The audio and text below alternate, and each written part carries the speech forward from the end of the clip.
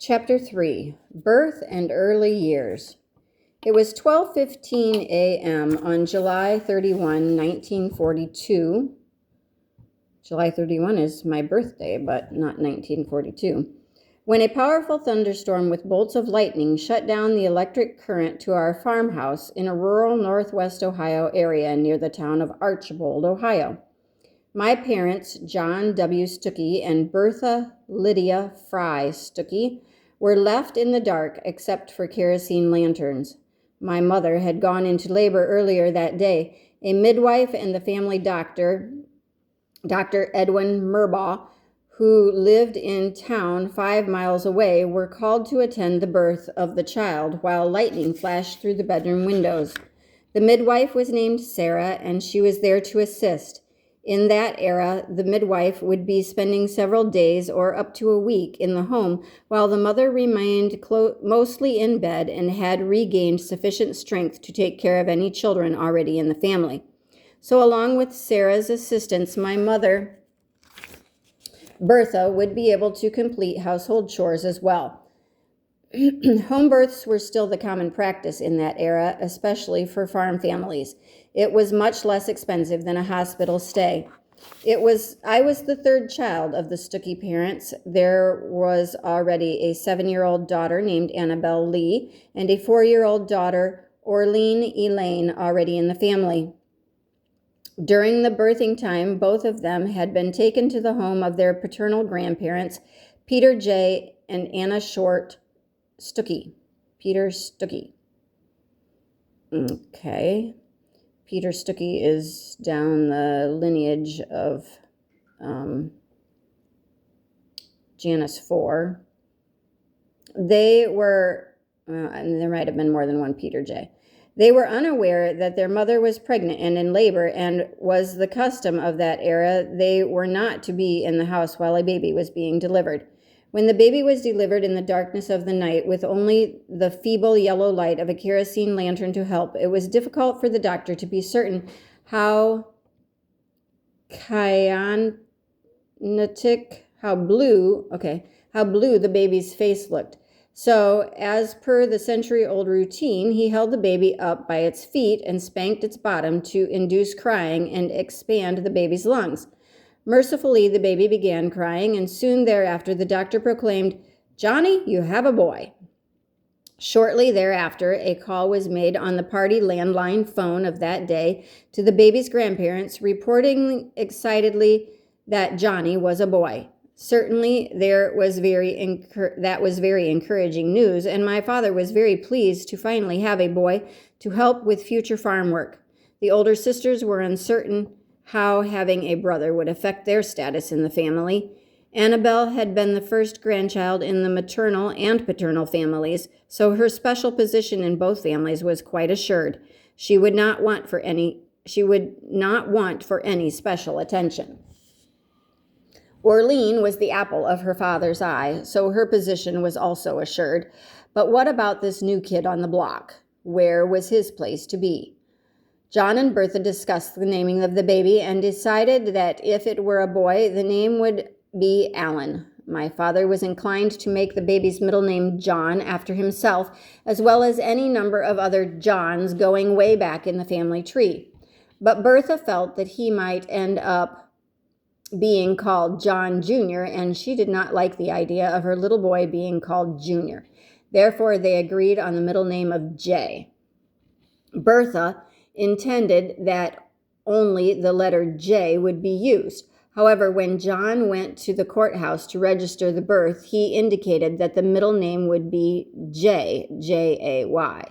However, with time and usage, I came to be called Alan with the middle initial J. So Mother got her choice of middle names after all.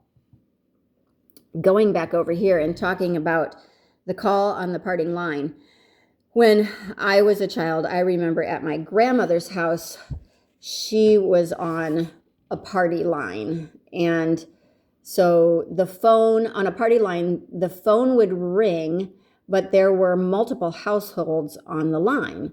So you would pick it up and you would, if you didn't hear anything, you would say hello.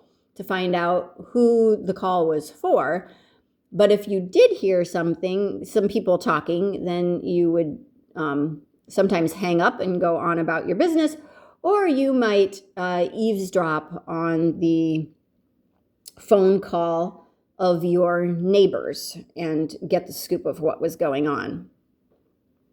Okay, right here. Soon I became nicknamed AJ, and then some cousins began singing a radio commercial.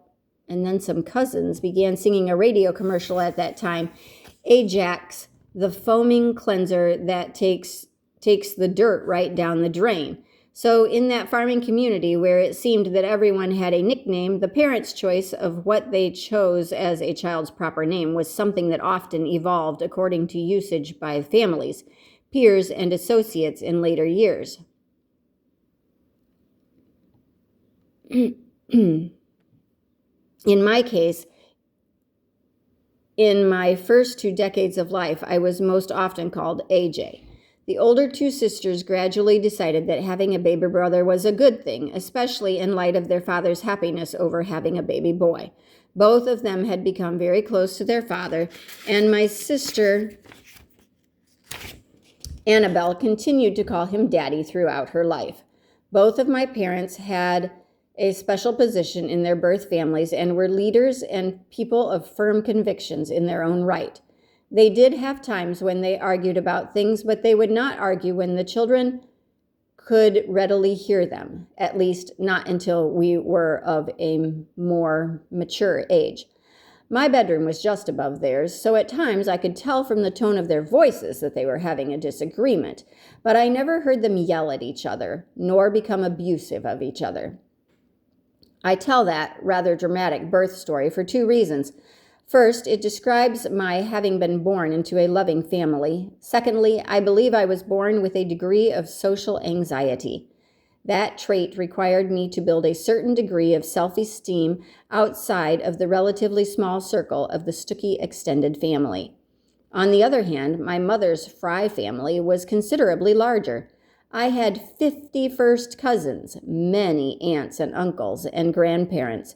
Because of the size of that family, notably, they did feel more distant. Then there was the larger community in the school and academic setting, and then the ever-enlarging circle of friends that would make up my world growing up. Along with the social anxiety, I developed other unique challenges throughout my development, which I became more aware of as I studied psychiatry. These included unique styles of learning that were at times advantageous and at other times a handicap. I developed a form of